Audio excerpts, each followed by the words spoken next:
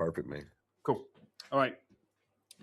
Welcome to the Allan Miles Show with me, Allan Miles. Today I'm joined by none other than Ken Joslin. Ken, for those of you that don't know, is a former pastor turned high performance coach, a real estate investor, and a community builder. I've known Ken for around 7 years or so is when I think I first saw you back in a community around COVID years. Yep. When you first started, or I believe it's when you first started, Growth Stack Drive, or you were definitely going through a big growth period. It's great to have you. Yeah, man. Thank you. How are you? I'm super stoked, man. Super stoked to be here. Yeah. We met right during that COVID period of 2020. And it's funny because every time I talk to entrepreneurs, like my thing is, again, I borrowed some of this from Grant, but just take action. Like sometimes we wait for stuff to be perfect. And back then we were going to do like Growth Stack Drive was the name we gave the conference I was going to do in May. Mm-hmm. I had my good friends, John Maxwell and David Pollitt from College Game Day, going to be on that panel. We were going to do it. And then COVID hit. Well, we had to go, okay, now what do we do? God, I thought this is what we were supposed to do, but it's just, it leans into my favorite Jim Rohn quote: speed increases focus. Just move. Things will become clear. God will show you exactly what it is you're supposed to do, but we have to take action, my friend. I think that's one of the things that, for me, by the sounds of it, is similar for yourself. That drew me initially towards Grant was the speed. Like move with speed, so that for me personally, it was so that my brain didn't get in the way and stop me from doing things. Yep. It was like take action and like figure it out as you go. For those in my audience that don't know you, that just give the whistle stop tour. How do we go from a pastor to a real estate investor to like online superstar? Well, again, that's way overrated. Gave my life to Christ when I was 25 years old, August of 1993. Since that time, I spent about half of that time in real estate and mortgage as a top producing mortgage broker. I also built one of the largest youth ministries in the country back around 97 to 2001. Back into mortgages, back out of mortgages into planting a church. Planted a church in the Atlanta area. Started it with two couples, grew it to several hundred people, and then from there met a guy. Got back out of that. We had to move to Birmingham. Found out one of my daughters had epilepsy, and so we wanted her in the school she was in, and we wanted her UAB. Had one of the top epilepsy centers in America. We wanted her treated there. And so good news, seizure-free 7 years. She's great. But anyway, had to move to Birmingham. So I went back into real estate, finished 7th out of 3,725 agents at one of the largest brokerages in the state of Georgia. So top 1/2 of 1%. And dude, to be honest with you, bro, I'm just like I have no direction. And I hopped on Instagram one day and there's this little bitty 5'5" dude just going to town. And I'm like, who is this guy? So that's how I met Grant, and that just getting in that ecosystem and everything was really what kind of sparked us to do what we're doing today. It's an amazing story. Do you know the one thing for me that is always a question that I think is an interesting area is how does faith fit into this for you? Because I think it's one big difference that we see. Yeah. I see a lot between the US and the UK. Like I'm a Christian, but religion is not really spoken about much in the UK as a forefront, as a positive driver. Yeah. It's usually either a left field thing or a negative driver.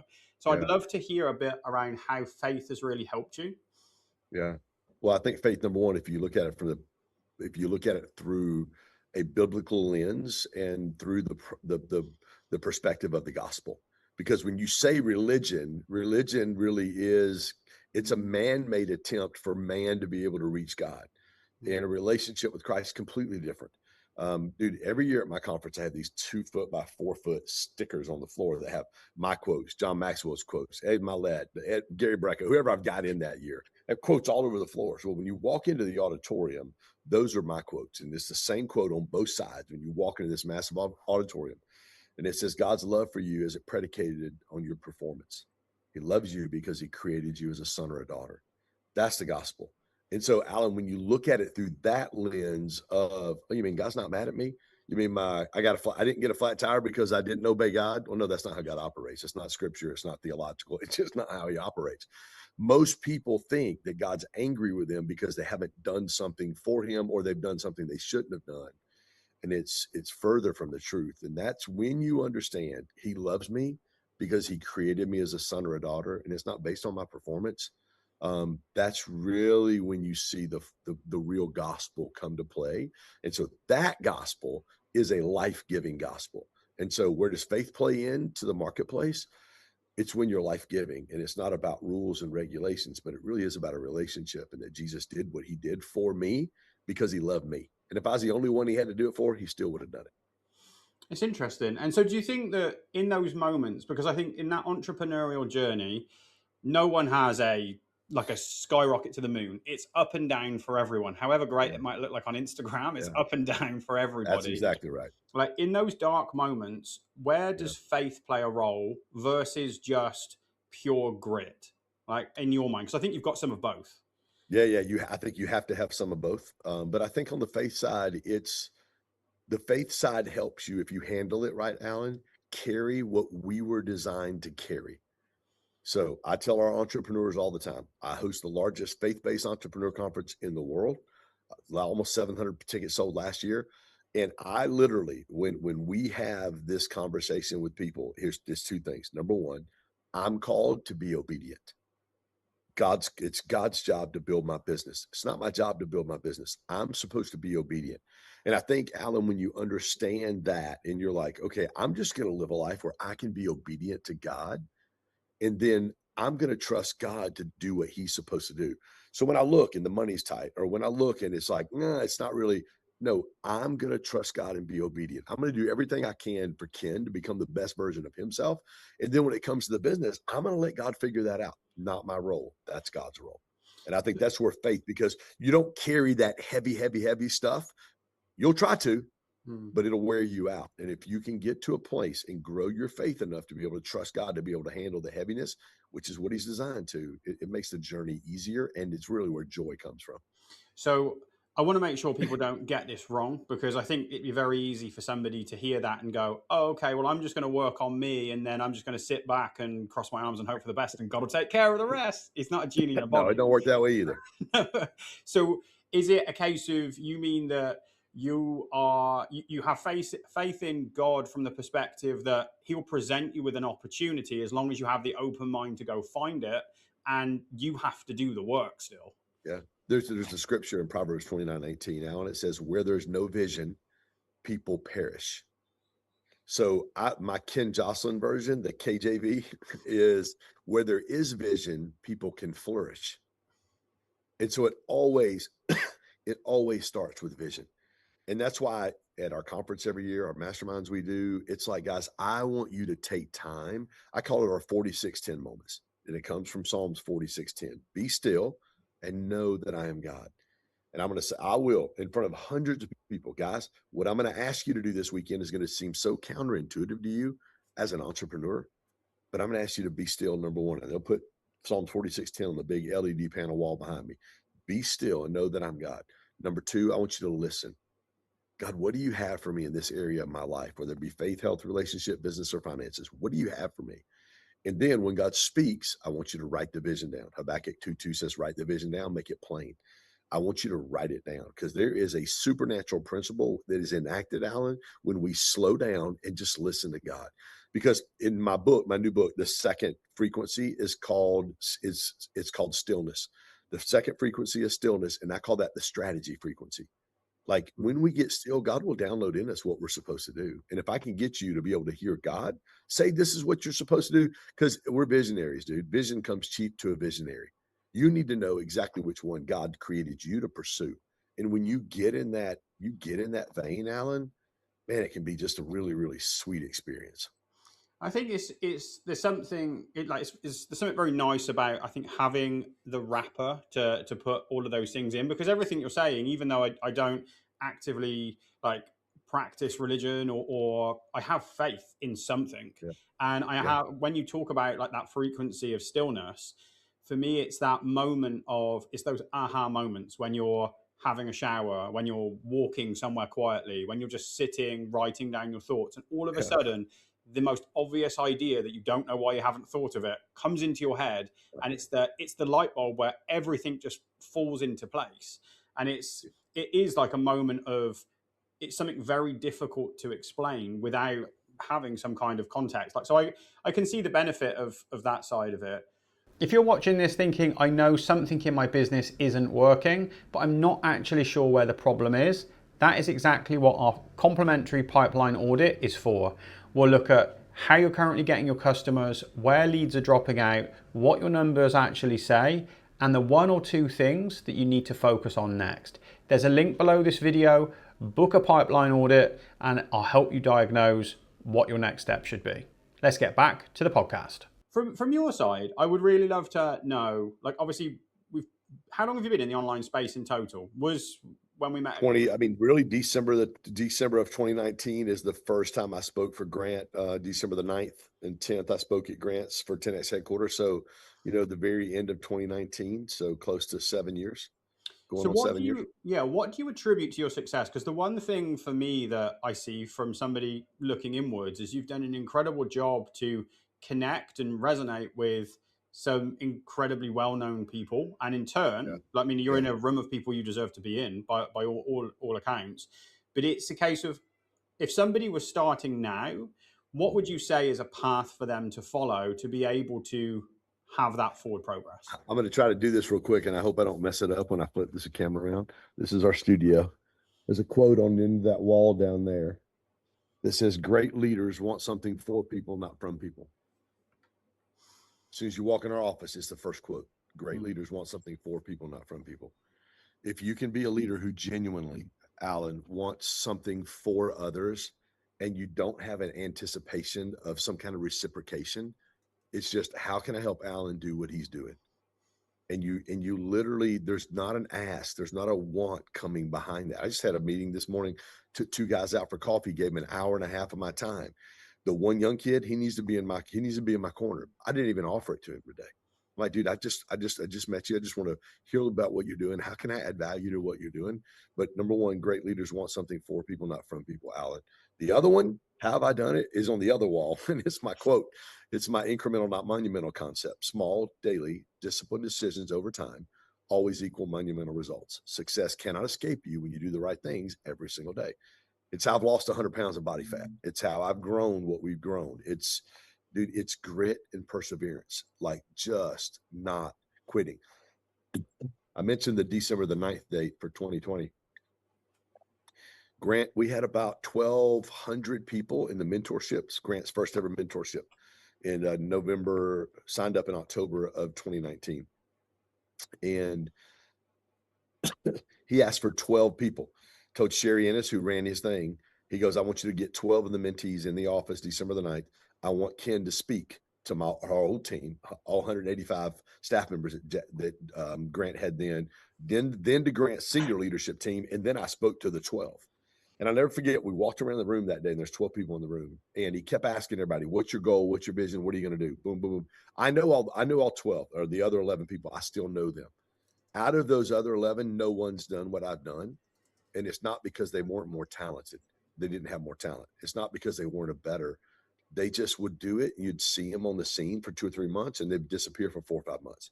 And then you see them back, oh, I'm doing this, and then disappear for 3 or 4 months. Like, dude, I am so consistent on doing, from my gym time to my quiet time on my phone to, I post a worship picture every morning when I get up, probably 360 days a year. Like, I don't miss those things. And I think we fall in love with thinking we're going to do something massive in the short term. And we lose the opportunity to do something really monumental in the long term. It's interesting. There's a couple of things you said that stick out.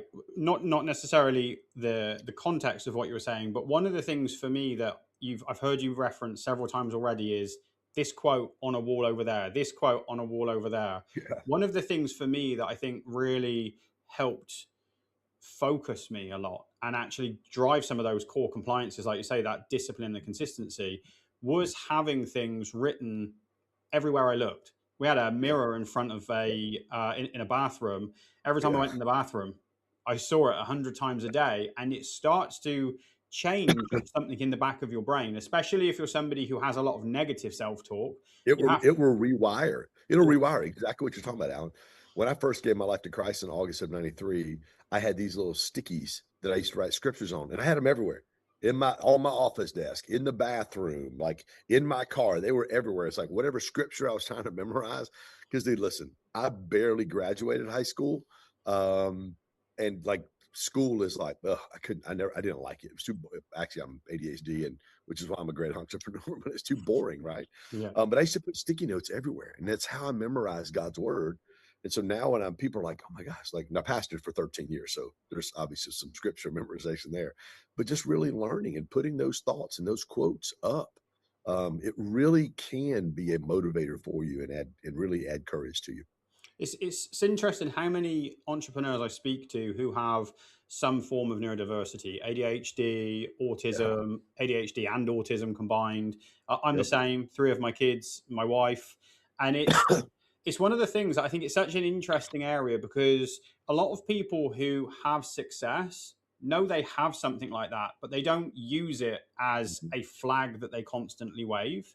The person Yeah. who's struggling will always use it as the reason why they didn't achieve something. Oh, Mhm. well, I've got ADHD or whatever it Yeah. might be. That's the reason why I've never been able to be consistent.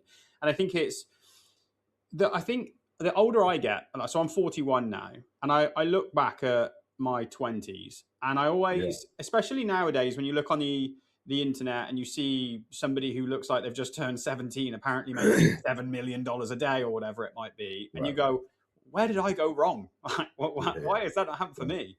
But I think when you look at most people, I think that age plays an important role. Like you need some lessons. And I think that as I've got older, I finally learned to be a bit more patient Mhm. without being okay with not achieving something. I still want Yeah. something as quickly as I can possibly get the outcome to it. But Mhm. I start to learn about patience. And I don't know what your thoughts are. Like I'm similar. I left school at 16 with my GCSEs and that was it. High school was not. And I went straight to Mhm. work. But Yeah. what are your thoughts around the need for patience and the Uh, benefit of having some age? I actually just wrote a quote down this morning. I was having a one-on-one call with Josh, one of my corner guys, and he said something about in this season of his life, he goes, "Man, I just have so much patience." And as soon as he said that, God spoke to me. And he goes, "Patience is birthed from a correct identity. If I'm okay with who I am and I understand my identity, number one is as a child of God. Number two is as a husband or a father. Like my identity is not wrapped up in what I do, but we make that because when men greet each other, what's the first question we ask, Alan? Hey, what do you do?" Yeah, We go straight there. Why? Because as men, that's our identity. yeah, But I think the growth, two things on this. Number one, the growth that we make in our personal lives of really understanding, man, if my company does a million or does 3 million or does 30 million, that doesn't change my identity and worth as a child of God or as a dad or as a husband. It doesn't change. None of that changes. So therefore, now because I understand it's my job to be obedient, God, I'm going to trust you with the process. I can be patient, and it's really content. It's being content. It's like, mhm, okay, God, would I love this thing to grow and us to create to go, from 580 or 680 people to 16,800? That'd be amazing. But you know what, God, we're going to do what we do, and we're going to trust you with the results. We're going to trust you with the timeline, not me, because we can get out ahead of our skis big time because we're entrepreneurs. That's how mhm, God's wired us. But I think the trust part, Alan, of being able to go, okay, God, I'm going to give the growth to you, and I'm just going to take this journey. And the patient side of it comes from a correct identity. mm. It's interesting, isn't it? And so, also, where do you think relationship comes into this? Because I talk quite a lot to my audience about the role that my wife plays. She has no active role in the business, but I know without her doing what she does and the way in which she supports me, Yeah. I Yeah. absolutely wouldn't be doing what I do now. There was a conversation we had in 2019. So I owned a recruitment company. So rather than real estate, my background was recruitment. So Mhm. similar-ish industries to a degree. We built a successful recruitment agency. I'd spent 15 years or so in the industry, hated the space. I was sick to death of the people in it. And I was like, I can't leave. I'm trapped by a pair of golden handcuffs. I've built a successful seven-figure business, and everyone looked at me and was like, wow, you're doing such a great job providing for your family. My wife worked in the office as admin. And I sat down with her and I said to her, I'm really miserable. Like, I hate what I'm doing. And every relationship I'd ever been in to that point, people had been with me for what I could give, not Mm. who I was. And she turned to me and she said, I really don't care what it is you do. Like, you can stop doing recruitment if you want. And I said, I want to go do something online. Yeah. Yeah. And I was like, this sounds crazy, but I want to go and like launch a stop. First of all, it was an online fitness business because I'd lost 100 pounds in weight myself a long time before. And she was like, I'll support you no matter what. I don't mind if we live in a cardboard box under a bridge. I'm sure she would have minded if we lived Yeah. in a Yeah. cardboard Yeah. box under a bridge. But for me, it was one of those moments that it was the first time I think anyone had ever really put wind underneath my wings to make me be able to be me. Yeah. What are your thoughts around relationship? Because you see a lot of entrepreneurs in relationships, and it seems Yeah. almost like it's like an anchor, it's pulling them the Yeah. opposite direction from Yeah. their business. Quick one, if you like this kind of content and you want to see more of what I'm actually testing inside of my own business and with clients, come and connect with me over on Instagram. I post there every day around client acquisition, sales, offers, and business growth. My Instagram is linked below. Now, back to the last part of the podcast. Your choice in partners, and I was married for 27 years the first time. Divorced now for 5 and just got remarried in December. So Michelle and I are like 7, 8 months in. And I know this, it's either a wind or a wait. Hmm. It's either a wind or a wait. And I know what I have right now is, and all my friends see it. My one-on-one call this morning, he was like, dude, you and your wife, like, it is so fun watching, because most of these guys have known me for being single. And they're like, dude, watching you with her in the room, it is special. And dude, she brings a certain level of peace to me. And she'll challenge me on stuff. And which I had to learn to listen, and then just, okay, God, give me wisdom out of this. How can I help this? And she's learned. We had a conversation about a month and a half ago, a month ago. And we're talking, and I know something's wrong. Like, I can just sense it. And I said, boo, what's wrong? Nothing, baby, I'm good. I walked over to her, and she was sitting at the kitchen island with her MacBook. And I looked at her, I said, boo, what's wrong? She started tears coming down. And she goes, I just want to be more involved in what you're doing. Like, I love it, and I just don't feel like I'm involved. I said, okay, great. I said, what do you want to do? What? No, no, you tell me what you need. I said, nope, not going to do that. You tell me what we do and what you would like to do inside of this, and we'll make it happen. Hmm. And but it's just being sensitive to that. And I think that with the right person, man, you can carry. There's a lot of weight. Jesus said, take my yoke on you, because my yoke is easy, my burden is light. Like, it's a weight, but it's not a weight that's heavy and crushing. It's a weight of, okay, I feel the purpose. I Hmm. feel the vision. I feel the heaviness of, God, you've called me to go reach 1 million faith-based entrepreneurs to help them become the best version of themselves in the next 5 years. Hmm. Okay, God, I see that weight. I feel that. But what that does when we carry it the right way, Alan, is it just drives us back to dependence on Jesus. Hmm. And then I'm patient on him doing what he's supposed to do. If I know that I've done what I need to do, I can be patient with the results. What do you think sometimes to people who they can see their purpose and they can see the plan that God or whatever their faith is has for them, but they struggle to step into that. They see it as a bit like the Disney film The Lion King. Yeah. So he runs away because he's told he should, and he's done something. He thinks he's been told he's done something terrible, but the reality is he needs to step into those shoes of his father. But how could you possibly do that? Because your dad was so great and you're terrible because you killed him. Like, how do you think people can tackle that component when it comes to stepping into their purpose from an entrepreneurial perspective, rather than sabotaging what they're doing? Yeah. Yeah. Get in the right rooms, get around the right people. My planner on the bottom right-hand corner of my planner every day, it says, get in rooms with people who think bigger than you do. That's what happened when I entered that room with Grant that time. I'd never been in that environment. And I was like, holy cow, this guy's thinking at such a high level for business and money, like such a high level there. And then, 3, 4 months later, I'm speaking at Grant's office at Aventura, and God says, do this for faith-based entrepreneurs. I'm like, okay, but there was no bullseye. I couldn't look and go, okay, this guy's doing it. This guy's, because nobody's doing what we're doing. But I think on the vision side and the vision component, in that, Alan, is just taking action. It's just starting. It's trusting God with, okay, this is the vision, and I don't only understand the first 2 or 3 steps. And that goes my favorite Jim Rohn quote I mentioned earlier: speed increases focus. As we move in the direction we know God's calling us to, things will become clear. There are things that we do now that I had no idea 5 or 6 years ago. I didn't even have our core 5 framework. I didn't have that till about 3.5 years ago. For the first 2 years, I didn't even have that. It's just as I went, God started to give me, okay, this is what this looks like. This is what this looks like. And that's part of the beauty in the process Mm. is the journey and who you become on the journey, how I develop my relationship with Christ on the journey, how I develop my relationship with my team and all the people that are kind of in my ecosystem. How do I develop and curate those relationships?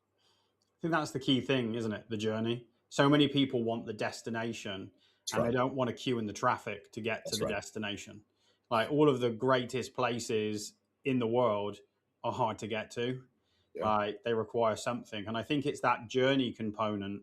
So when you say about getting in the right rooms, you've obviously done a great job of getting into lots of the right Yeah. rooms. What are the things that the people at the very top, like the John Maxwells, the Ed Miletts, the Grants, the Gary Breckers, what is it that ties those people together? Because they're all from different walks of life. Like, what are the Yeah. similarities in those people? The call and the purpose. I think the call and the purpose and their ability to I remember when Gary's first speaking event outside of what he was doing there for 10X was October of 2021 at my event that we did in Vegas at Brad Lee's space. I rented Brad's space. Brad spoke. David Meltzer came down. Gary spoke that weekend. And I'll never forget, we're done with the day, and we're sitting up, and Gary and I are having a margarita in Sage. And Gary looks at me, he had just sold like 49% of Streamline to Grant or whatever the percentage was. Mhm. And he looked at me, he goes, dude, I have more money than I ever thought would ever even exist in my life. And Mm. I never forget looking at Gary and I'm like, dude, you just started. And for them, it's never about the finances, but knowing Gary and Sage as well as I do, is they see that and they understand, God, you've given me this. Now I steward this well, pour this back in. And that just expands the impact and influence, the ability we have to be able to help change people's lives. And I think that's the common thread. Every one of them are driven by a vision. There is a vision there, and they're like, okay, I'm going to go after it. They may go about it different ways, but I think every single one of those guys that you just mentioned, that's where they're at. That's interesting. So, I think for anyone who obviously doesn't necessarily know these people to an intimate level, the one thing that I think a lot of people can see from a distance is the amount of hate that is in the Yeah, marketplace for good yeah, people. Like you've obviously, like Gary well, like he for oh, everything yeah. from everything I hear, he's a great guy. Like Grant is a He great is. guy. He's an amazing human being. Like, why do you think these people attract so much negativity? There's an enemy that really does fight you, especially with everything that just happened. Because I was at Gary's house 3 weeks ago on a Saturday for about 3 hours, just hanging out with Gary and Sage a little bit. And they had just got all those peptides passed that like that Tuesday, Wednesday or Thursday before they had passed like the 6 or whatever, however many peptides it was. And he Mm. just was walking me through, sharing with me the process of all that stuff. And I'm like, holy cow. I mean, you know, talking about fighting. Like some of the stuff in Washington is nasty. And he's like, okay, I'm gonna trust God to do this. And this is like I'm literally sitting there having this conversation with him on the process to be able to get those few things, but they're just called and driven and they have a passion to do what they know God's called them to do. Mm.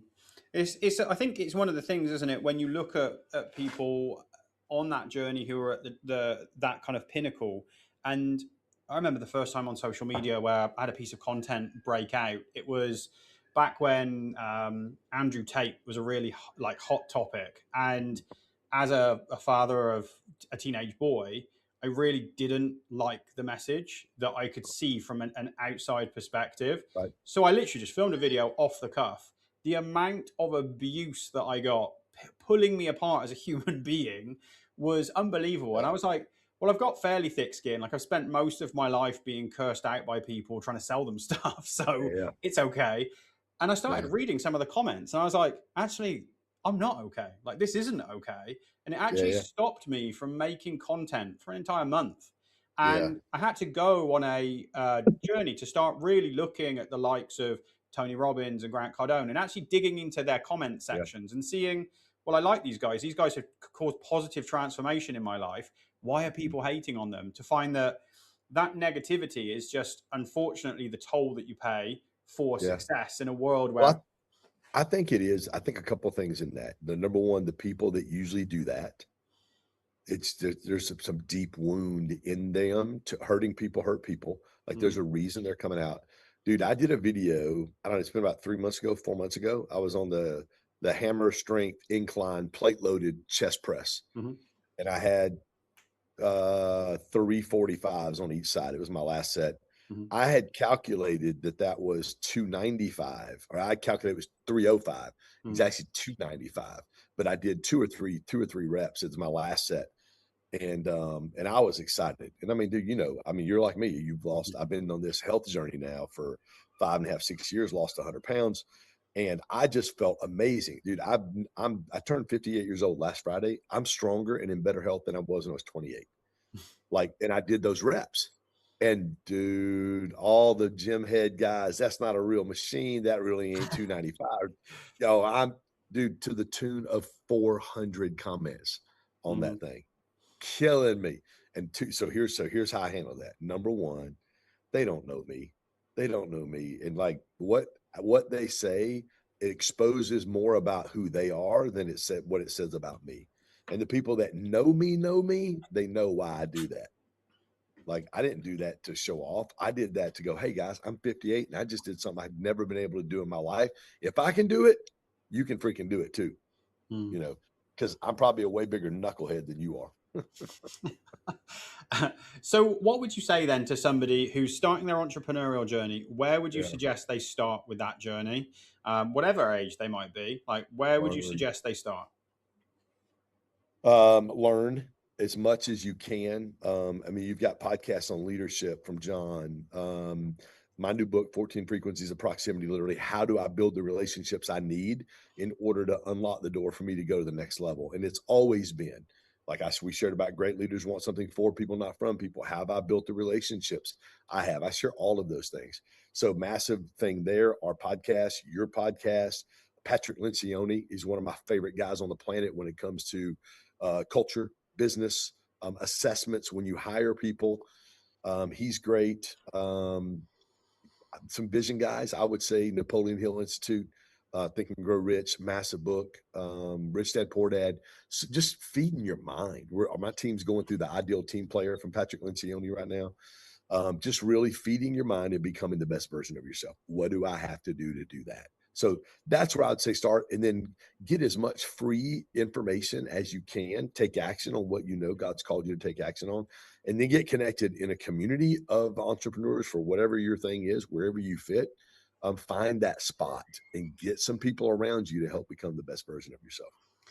Sounds good. So, are you somebody who would you say that would say get all the information you can, learn what you can, go and make a perfect offer, and not start doing anything until you've got a perfect offer Do and it. Just start, man. I made an offer. I didn't even have a website. I didn't have a land. I didn't have anything. I learned that from Grant. Commit first, figure the rest out later.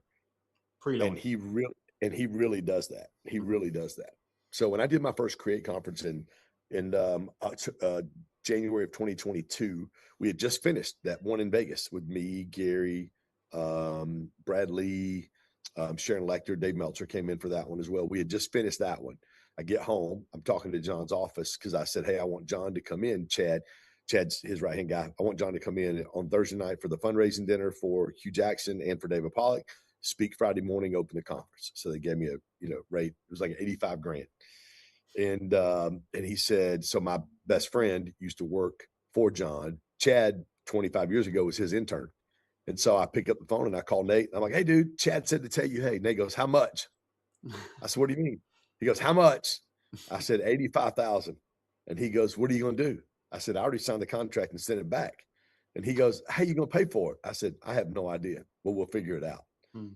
And we figured it out. That's cool. That's cool. So what's the And we vision? figured Like it out. what's your vision for you? Is if you look to the future Yeah. now, like what's your vision and your purpose at this point? Yeah, to impact the lives of a million faith-based entrepreneurs. For me, dude, I've got about 14 guys in my corner. That's my one-on-one group that I work with very, very close, 14 entrepreneurs, helping them in those core 5 areas: faith, health, relationship, business, and finances, really helping them grow their life and just navigate the potholes and the landmines that are on the road that they may not know is coming, and put a room together of such high caliber human beings that they love to be with each other and they really love helping. That Proverbs 27:17, iron sharpens iron.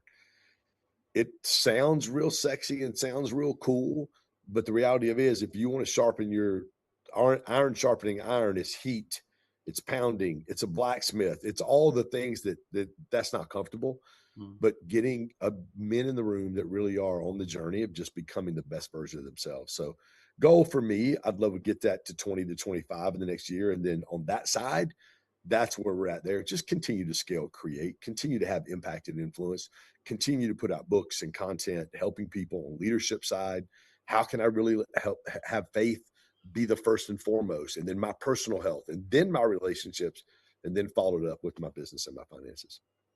Sounds good. So obviously you've got a book Yeah. on the way. I'd love to hear a little bit about the book. How can people get hold of the book? Like, tell Yeah, me all about it. 14 frequencies of proximity. It's pretty cool. I've been doing this talk, Alan, for the last 3 years, called Proximity is a Cheat Code, and how relationships are always at the center of us going to the next level. If I look at my life, you look at your life, the last 10 years, every time you've went to the next level in your life, it's always tied to another relationship. So as we were kind of doing this whole proximity as a cheat code, we started doing research. A key fob has what's called a 14-bit proxy code. It's 14 frequencies that travel from that key fob to the card reader. And when they get close enough and all 14 frequencies match, the card reader clicks, the door unlocks, you go to the next level. So what are the 14 frequencies I need in the 5 most important relationships that I need to develop in order to build the relationship that I need in order to unlock the door to help me get to the next level? And it's frequencies like stillness. I call that the strategy frequency. Authenticity. I call it the connection frequency. I learned that from Gary at that event in October of 2021. Authenticity. What is authenticity? What does it look like to be an authentic human being? From the science side and the biblical side, what are both perspectives there? So just teaching people how can I master these 14 frequencies in my life, and when I do, I will see God bring the people in my life that will help literally catapult me into exactly what God created me to fulfill. So how do people get hold of the book? Growstackdrive.com/14. Growstackdrive.com/14. You can hit me up on Instagram at Ken Joslin. That's the number one link there. We're doing the book launch October the 14th, 15th, and 16th. I'm here in studio in Atlanta, and we'll be doing it virtually as well. Got a bunch of guys, Gary Brecka, got a bunch of friends coming. They're going to shoot some videos. So we'll do a 3-day event from 10 a.m. to 2 p.m. Eastern. It's going to be an amazing, amazing time. That sounds pretty cool. Yeah. So before we wrap up, Yep. what would be your final message? So if you were able to be remembered for Yeah. one thing, like Mhm. what becomes your legacy? What would you want people to remember Ken for from a Mhm. positive perspective? Yeah, I would just say that he loved people like Jesus loved us, and that he literally saw the best in me. And that's really the gifts God's given me, is to be able to see purpose into people, inside of people that they may not even realize is there, or at the level they realize that it's there. That's awesome. That's great. I really appreciate you taking the time, Ken. It's an absolute pleasure. I know you're fresh off a Dude, stage of 33,000 people, so I appreciate you crazy. making the time Yeah. for this. For anyone in the audience that's listened to this, watched this on YouTube, I hope you've taken notes. As we always say, like I've taken notes as we've gone through this. There's lots of amazing nuggets here. If you're watching on YouTube, please be sure to subscribe, hit the bell icon. If you're listening to this on one of the podcast platforms, please leave a review and go check out the book from Ken. It sounds like an absolute key component in that learning journey that you've just mentioned, especially when you look at like from a frequencies component. I think that sometimes it's very easy for relationships to become a bit one-dimensional and a bit transactional. And learning how to make the whole thing come together. I think you're a walking example of what needs to happen, having seen your success over the last 7 or 8 years. So thanks again, Ken. And Thank you, Allan, so much. I appreciate it, buddy. no worries. For everyone else listening, I'll see you all next week. Take care. If getting more conversations with potential customers is one of the things that you need to fix, I've actually put my entire DM process into a book, which is an Amazon bestseller called DM to Deals. It shows you how to find the right people, start conversations without sounding like a desperate salesperson, and turn those conversations into sales opportunities. You can grab DM to Deals from the link below this video. It's deliberately simple. Read it, implement it, start more conversations.